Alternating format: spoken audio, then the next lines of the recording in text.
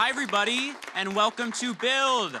I'm your host, Cole Delbick from HuffPost, and today we're joined by actress and singer Dove Cameron. She made her name on the Disney Channel in Liv and Maddie, and of course the Descendants movies, and now she's switching it up on Marvel's Agents of S.H.I.E.L.D.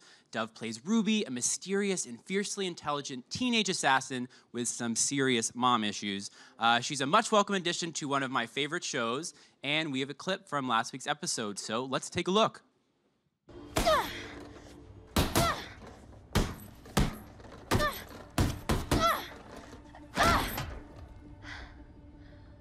Come on in and join the party.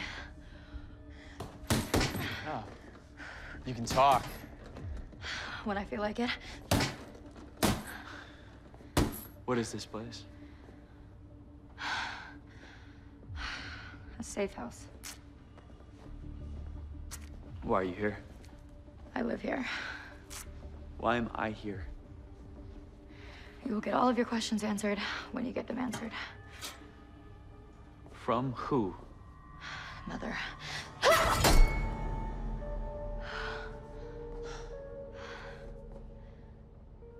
What? You still have that scar? The one you got when you were a kid. How did you know? We used to play together. Ruby, right? I don't remember you. You hit your head on the kitchen counter. That's how you got it. I remember the floor. Black and white checkers. I was supposed to be watching you, so I got blamed. My father beat me in front of you. And your mother. I want to see her. Now. Let's give it up, everybody. Yay. Thanks so much for joining us. Yeah, thank you so much for having me and coming out in this crazy weather. I know your fans came out in the snow to see you. Most die hard. I love you guys. Well, I'm so happy to see you here. You know, I've been a fan of yours for a long time, but I'm excited to talk to you now at this sort of juncture in your career. You know, your Disney days are sort of getting behind you, and so many incredible opportunities lie ahead. So I'm curious, what sort of material are you attracted to now? And how does that translate to you coming aboard Agents of S.H.I.E.L.D.? Jumping Coming aboard? Yeah, I mean, well, Agents of S.H.I.E.L.D. came along at a really interesting time, didn't it? It was such a strange, it seems like I purposefully made like a sort of a transitional move, sort of outside of Disney. I think I sort of get the vibe that that's what a lot of my fans think. You know, I've always wanted to do the kind of material that S.H.I.E.L.D. has allowed me to do recently. And I've always found it kind of funny and a bit like unexpected, just knowing myself, how many like nice girls I've gotten to play. That sounds awful. That sounds like I'm a terrible person and I don't know why people keep letting me play nice girls. I used to get the note a lot early on in my career when I would go for this sort of like girl next door or like the nice girl, that I was really intense. And sometimes I would even get the note that I like made casting directors uncomfortable. They're like, I don't know why you keep sending her for this stuff. She's not funny. Like, she's kind of scary. And it's so funny because that's all I've played. And so now a role like this seems a bit left field, but this is the kind of stuff that I really love to play. And I feel like the first part of my career was really kind of learning how to do everything else and learning how to be, you know, a bit more learning about comedy. That was something that I had no idea I was ever gonna venture into. So S.H.I.E.L.D. has been great. And now as well, it's been stretching my physical abilities. And I mean, the showrunners are just fantastic. They've been letting me live my wildest, scariest, most action-y dreams. Yeah, so you're sort of getting maybe back in touch with a side of yourself that a lot of your fans haven't seen. That's sort of exciting. Yeah, I think it's really exciting. I mean, I definitely, at 5'2", never thought that I was going to be any sort of assassin. But it's been super fun for me. And yeah, it's definitely been like a sort of I get to explore a darker side or just kind of, I mean, as an actor, I think that the reason why most people want to be actors is because they feel that they have a lot of colors in them, and acting is like it's like a stress release. You get to like kind of like express all of the things in you so that then you can like sleep at night, you know? It's like writing in your diary. It's like you get to be all of your emotions. It's amazingly therapeutic. And so, yeah, I think that this has just been like a really nice time for me in terms of like getting to express kind of this artistic side of myself. Yeah, well, it feels like sort of the right character at the right moment. And I want to talk a little bit about Ruby because she low-key terrifies me. She's, yeah, hypey terrifying. The way she throws that blade, or I was like, Dove, stop, oh my God. Yeah, Ruby, so yeah, her chakram, right? Chakram, Which yeah. actually, little fun fact, I don't know if you guys who saw Black Panther? So amazing, right? I was so ready. It's amazing. That was one of the most perfect, like, films from head to toe. There was nothing that I could find fault in that movie, and I know I'm not alone in that. But what I didn't realize is how crafty Marvel is with tying in their stuff. The warrior women carry around chakrams as well. Really? I didn't know Yeah, that. I know, and somebody told me that on set. They were like, if you go and see Black Panther, they have the same weapon, and I totally geeked out. I was in the audience. I was like, I touched one of those. I love those Easter eggs in the Marvel Universe that sort of connect at this big, big web all together. They're amazing at that. I know, they're unparalleled with that kind of thing. Yeah, Ruby's really scary. I mean, we've only seen a couple episodes, so I can't tell you as much as I'd like to about Ruby. But I'm really glad that you find her scary. That's my ultimate goal, is that she's offsetting, so. Well, I love sort of the duality in the character because when we first meet her, she's this sort of surly, angsty teen that's clashing with her mom, and you think it's sort of this typical domestic situation. And then we see her in this big reveal, chopping people's arms off, sort of Casual. just casual. Casual Thursday. And really going toe-to-toe with this S.H.I.E.L.D. team. So what is it like to play both sides of this character? Because maybe that other side's a little bit more close to home from what we've seen from you so far. Yeah, I'm just a surly teen, just walking around New York being surly. Yeah, you know, I think that the writers, I think they had this idea to kind of maybe trick the audience into thinking that Ruby was just sort of like a surly teen obsessed with Daisy Johnson, and she was going to be, you know, I think that they didn't want the reveal in the end of Ruby's first episode to be obvious. Yeah. We wanted it to be a big reveal. So I don't know if there's actually much duality in Ruby. I think that she's less of a, you know, she's less that typical rebellious teen, and she really is more the kind of calculated assassin that her mother has trained her to be since she was born, which has got to be such a lonely existence, right? Like, it's just got to create such a monster to feel like your one purpose in life is something so dark, and the only way to please your parents or your mother, the only person who really knows you, is to tap into this like really dark kind of inhuman thing. Because she is actually just a teenage girl, but that part of her I think is really hidden. Yeah. Yeah, but she gets a little bit more human interaction, though. Well, she's locked away. You know, she's guarded by her mom. But we see in the clip that everyone just saw some sort of possible relationship chemistry developing with Alex, right? I know. How funny is that we watched that and we're all like, oh, they're cute together. Yeah, not so cute in that scene, but there's a little bit more And to we're like, we saw that, and they have good chemistry. Yeah, possibly. I mean, I think the idea with Ruby, I talked to the showrunners in the beginning of this whole experience, and I asked them, I said, you know, what do we think? Because with Marvel, they keep everything very top secret, as they should, because, I mean, I'm a huge Marvel fan. I wouldn't want anything revealed to me before it was ready. But I asked them a kind of a delicate question, and I said, what do we think? Do we think that Ruby has feelings? Do we think that Ruby maybe was born without empathy? Do we think that Ruby has empathy and is just so far gone that she's confused? And they told me, they said, I think that even you as the actress should not know the answer to that question. And I can say that, you know, in my episode that I did last, a lot was revealed to me because we don't get the episodes until right before we film it. So a lot more made sense to me about Ruby, and a lot more will make sense as it goes. I'm sworn to Marvel secrecy, but yeah, I think that she has an interest in Alex. I think that she doesn't even quite know. I mean, how many young peer boys has she ever experienced? Right? Maybe none. So I think that she looks at him like an opportunity and like an assignment, but I think she might have her own interests in him that she might not recognize in herself yet for what they are. Can't wait for these reveals. So many reveals. I'm like, just wait on everything that you're asking. I I heard, I mean, speaking of Marvel's secrecy, I heard you didn't even know the role that you were auditioning for when this all started. So is there really like DEF CON level, you know, scripts are sealed, everything that we've sort of heard about the Marvel universe? Is that true? Yeah, yeah, but honestly, I come from Disney Channel, so it's not that much. It's not that much different there, right? It's Disney, so Marvel's Disney as well now. So it's it wasn't anything super unfamiliar to me. But yeah, when I went in, they had written fake sides.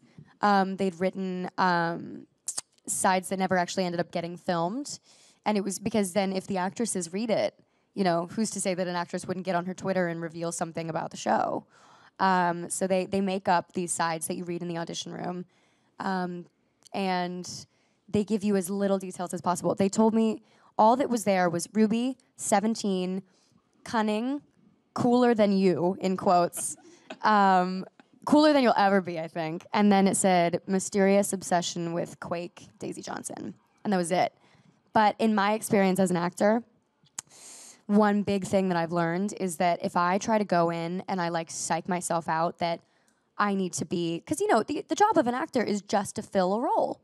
And if you go in and you're a great actor, but you're not the kind of role, you're not bringing the energy that the director maybe wants, it won't go to you. And so you can't take anything personally. So to go in and try to like psych yourself up and try to be what you think they want with such little information to go on, I've learned at this point that it's better to just go in and play how you would want it to be done. You're like, okay, if I'm gonna do this role for 6 months, what kind of character do I wanna play? And then if they like it, that's great news, because then you don't have to second guess yourself, and it can be a really educational experience for you as well. So that's what I did, and they just ended up, I mean, I played her a little off, and it ended up working. So yeah, I had no idea what I was getting myself into, but. That sounds so oddly liberating because you can almost carve the character out yourself when it's not directly, at least on the page, when you first saw it. And you bring such a special energy to her, and there is a little bit like, oh, this girl is a little psycho. And I don't know, maybe that wouldn't have been apparent had you not gotten the role. So you do it really, really well. Oh, well, thank you so much. And we mentioned this before. This is a physical role. Like, you are at the boxing bag, you're going these major stunts. What is it like to sort of tackle this different type of experience on set? Did you prepare a lot, or just like get in touch with your inner badass? Like, how'd it happen? Yeah, so basically, S.H.I.E.L.D. I mean, I think anybody who's ever heard of the show knows that it's extremely physical. And what I can say is that these actors are really fighting. Like, when I showed up, everybody was like, okay, you work with Chloe. Like, Chloe's the badass of the group. Like, she does everything. And like, and Chloe even met me on the same day. She's like, hey, I'm Chloe. And I was like, hey, I'm Chloe too. She's like, nice to meet you. And she's so funny. Chloe's like one of my favorite people in the world. But I was so terrified of her. I was like, hi. She's really powerful. She's really, you know, she's like intimidating, and she's got such a nice energy to her. By the way, also shout out to you, Chloe. I love you so much. And she ended up being like one of my best friends on set. But anyway, I'm girl crushing. No, I love her Instagram. I'm like constantly like, oh my God. She's so cute, right? I love her. I'll literally text her like in the middle of the night being like, what does your hair look right now? I'm like, you look so cute all the time. But basically, also, did you guys hear me omit the word like? What does your hair look right now? But yeah, so Chloe's incredible. I mean, all of them fight, but Chloe's like the kind of extracurricular girl.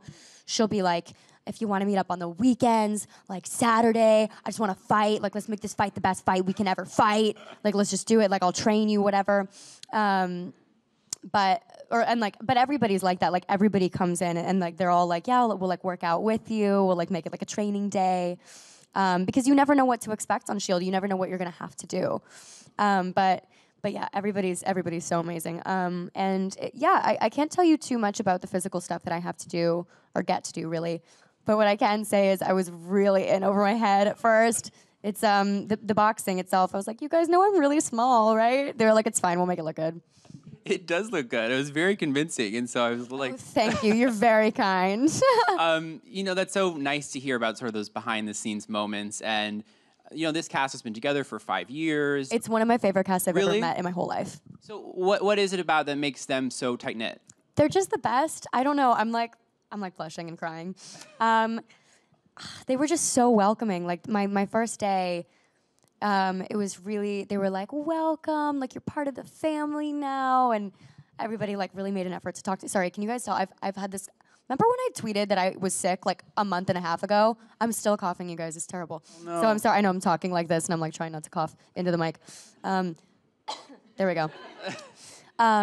Yeah, I showed up, and everybody like really made a huge effort to talk to me, especially Clark. Clark and I got really close as well. Clark and I spent a couple nights like crying over musical theater on the set because we'd be there for like 14 hours, and I'd be like, and he'd be like, come here, and we just like sit down on like the wrestling mats and like cry. He was so sweet. Clark's the sweetest guy. We've like one earbud in, like debating over like Rihanna or Beyonce. He's amazing. I'm not going to tell you who won. I'm not going to tell you who was on whose set because I don't want to create trauma. I know we don't want to Stan war here. Yeah, Yes. no Stan Wars.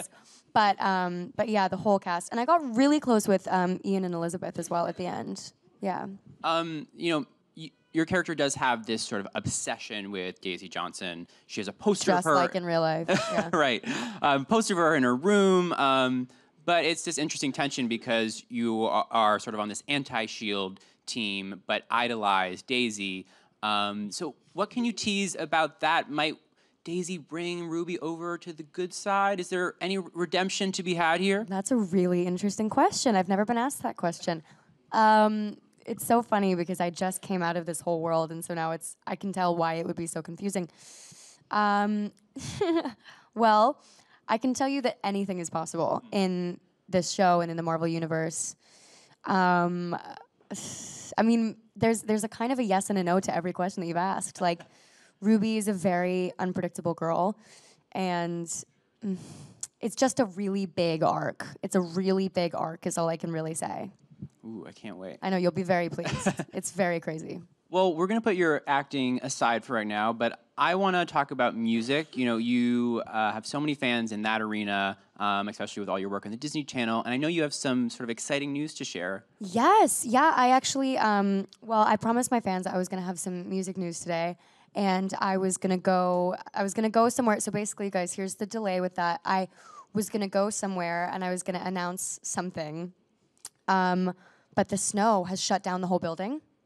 And so now I can't go to where I was going to go, so I'm just going to say it now, and then you guys can be a little bit sad that it's not, this big splashy thing that I was going to do, but I'm really excited to tell you guys, and I can't wait anymore. I am officially signed with a record label, and it's my dream label. It's Sony Columbia Disruptor. So Wow, yeah. Let's give it up for that. So I'm ecstatic. Thank you guys. It's like my big room full of my parents being like, "Good job, baby."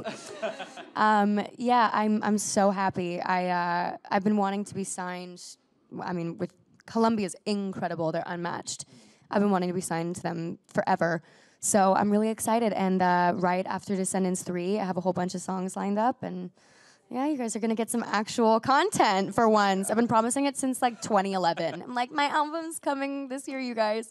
But yeah, so I figured my fans would be happy about that because things are rolling, things are happening. Well, I love the follow through. Thank you. I know. It's like I just have to say anything. No, I mean, we're here first. You guys are lucky. Any sort of tease about what sort of sound we can expect from you? Yeah. Yeah. I mean, I tend to lean towards pop, but I mean, I don't know if I could call it a traditional pop sound because I never want to be caught making a song just because I know it's going to be a hit. Do you know what I mean? Right. I never want to put a song out because it sounds like what everything sounds like on the radio. I tried. But yeah, I think a lot of my fans will be very, very happy. My single talks about, I see fans like raising her eyebrows. She's like, yeah, girl, where's talks about? I know, I'm sorry. Basically, talks about will be coming, and the fact that I put out a actual single title, everybody's expecting talks about first. They're all like, where is it? Whatever single I put out first, whichever song makes the most sense with, whatever we decide when we get there, you guys are gonna love it. And talks about will come. It might not be the first one, but I promise it'll come out, and it is a love song, and it is about Thomas. It's about Sir Thomas. But yeah, it's a lot of emotion in my music. It's a lot of production. I love production. I'll sit on the floor with a producer for 4 hours until I get something right. So you guys are going to be very pleased. We can't wait to hear. I'm so excited. You mentioned The Descendants, and I have to touch on that for a second. The third movie is officially happening, and there was that teaser of you, kind of Mal's yet-to-be-known father might be reunited with her. That is such a hugely successful series. You have so many fans from that. What can you tell us about the new movie? How will it differ? How will it stay the same? Imagine if I was like, well, we've already filmed it. Do you guys want to see the clip? And here we go. And here we go. You're at a Descendants 3 screening. Yeah, well, you guys aren't going to believe me. But we start shooting it in 5 weeks. And I promise you, I have not read a script. None of the actors have been sent a script. But I think they're really taking their time making sure that it's perfect. So I truly don't have anything to reveal to you guys. I know that Mal's father is in it. I've been told that we upped our wig game. Always a good thing Always to hear. good news. I know the head of the channel was like, we've upped our wig game. I was like, great, thanks for the scoop. But yeah, I know that the music is going to be bigger and better. I know that all your favorite people will be returning, and that's about all I know. But I promise I'll be keeping you guys up to date as we're filming the whole thing. Are you excited to sort of return on screen with your boyfriend, Thomas? That's the only thing I'm excited for. No, yeah, I mean, honestly, Descendants was in my life long before Thomas was. So my first thing that I'm most excited for in Descendants is just Descendants, because it's weird. We film so many things that seems like, they just pop up like in a little commercial, or in, you see like the photos of the dolls, or like these little things, these little magazine shoots we do, these, we go and we do these live performances on floats, and it seems like all these little things, but it takes so much time. And even before the 3 months of the movie, we have rehearsals for dancing and sword fighting, and we record the music, and then afterwards we do more photo shoots and music videos and all this stuff. I spend most of my life in a purple wig. Like, most of my life. I don't know who I am when I'm blonde. I'm like, who's that person in the mirror? But yeah, so Descendants feels like, it's almost like my alternate life.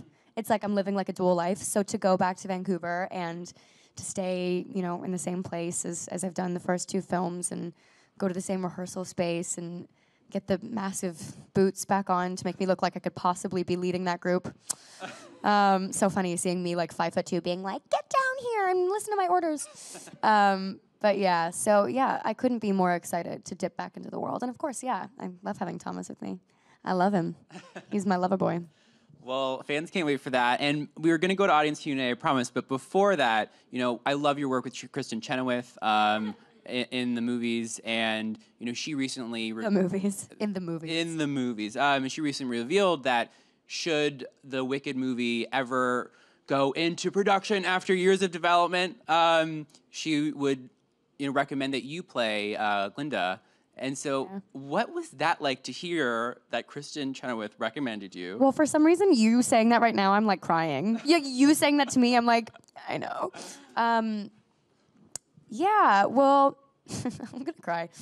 I love Kristen more than anything, and it's actually so funny. She's like a real life mom to me, and she'll send me these videos of her, like when she's tucking in to go to sleep, and she'll go, Dovey, now baby, I haven't heard from you in a while. Are you good? Tell me you're good. Are you good? Are you eating? Baby, you look so beautiful on your Instagram. Just send me a quick video. Okay, I love you. I'll see you soon.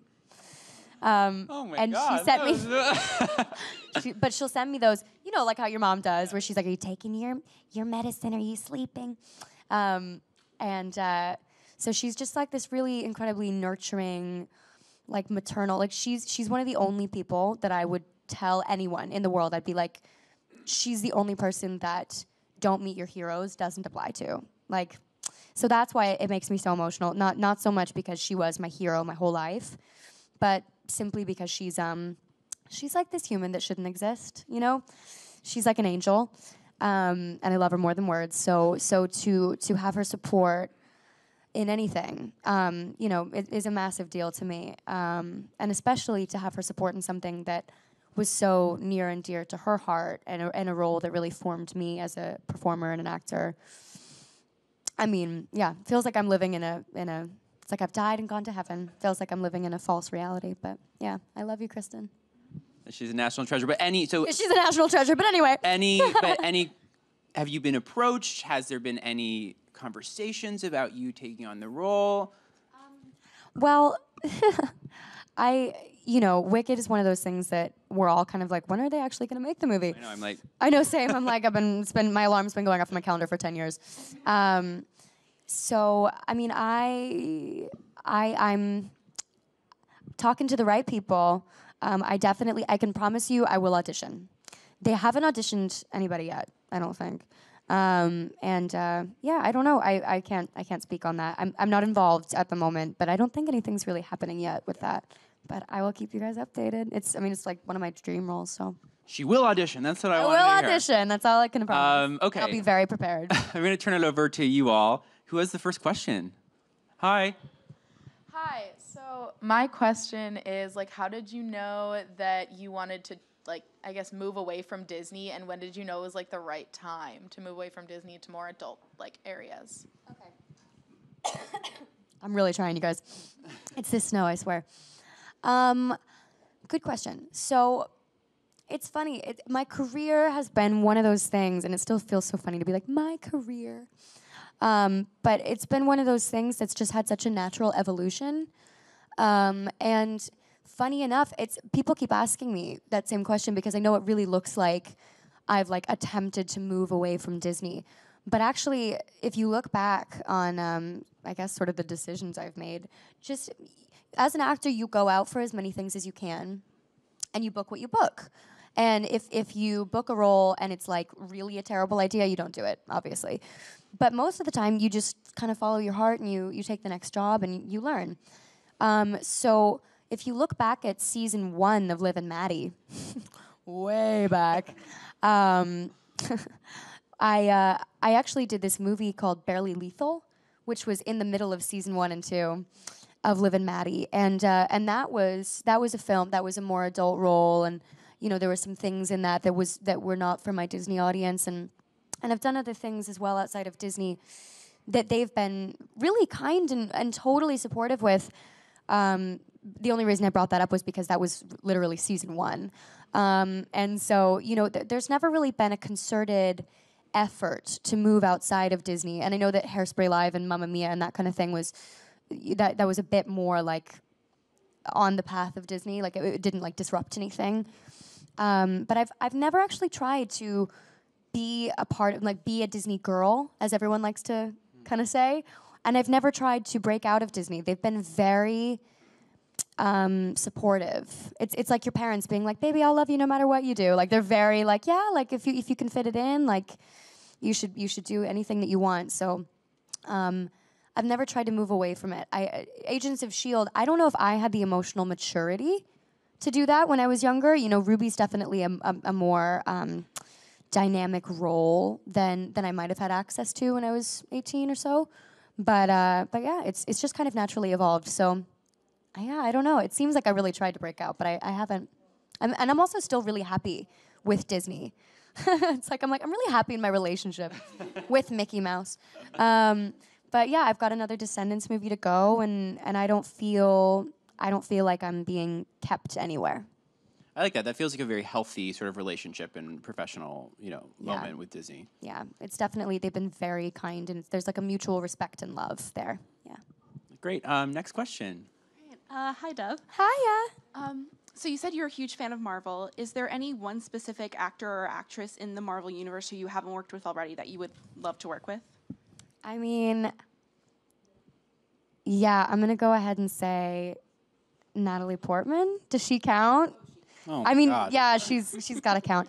I saw her actually at the Golden Globes, and you guys, I can't explain to you the stress that happened to me between wanting to give her space and respect her as a human being and knowing that she was close enough that I could touch her hair. I was like, what do I do? I really stood. There's got to be some video of me standing just generally around her being And like I'm trying to tell my friends, I'm like, will you come up and say hi to Natalie Portman with me? And my friend Kiersey, she's like, no. She's like, leave her alone.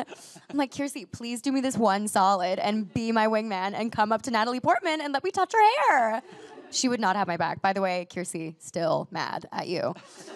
But yeah, I guess I would say Natalie Portman. She's because I'm in love with her. And if she asked me to marry her, I would. So. What was it like to be at the Globes at that moment, and especially to be around Natalie, who was sort of helping spearhead the whole, Time's Up? Oh, movement that there? was incredible. That was not what I thought you were going to ask, but now I'm in a different mode. That was incredible. That was one of those things where my first Golden Globes experience will always be the Time's Up movement. It will be affiliated with that forever. I mean, actually, it's really funny because you can see pictures of me on the carpet, which was surreal, beforehand. And like my makeup looks really good because shout out to my makeup artist, Lauren Anderson. And then you can see me at the party afterwards. And I've like sloppily reapplied it because I was crying the whole night.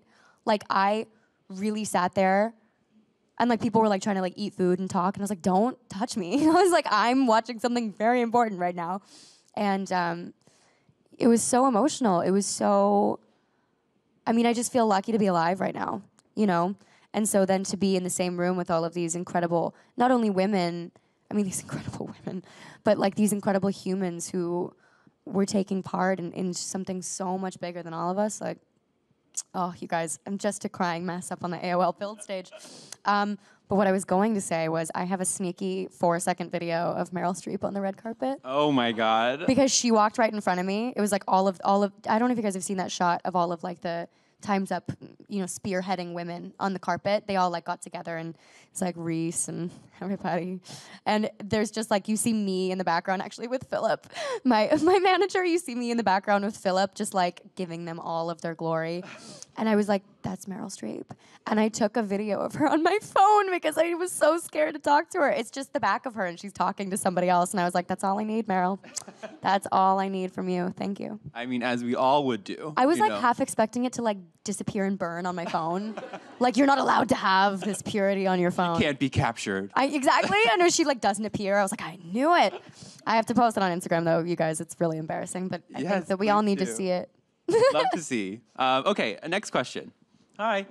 Hi, my name is Danielle. Hi. I'm just a really big fan of yours. I'm a really big fan of yours and your boots. Thank you. You look so cozy. Thank you. My question is, out of the many times you've been on TV, shows, and movies, which was the funnest to be on set of, like to shoot? Oh, that's a really good question. Well, I have been really lucky, and all the projects that I've worked on have been fairly, there's a lot of sides to Hollywood I have come to learn.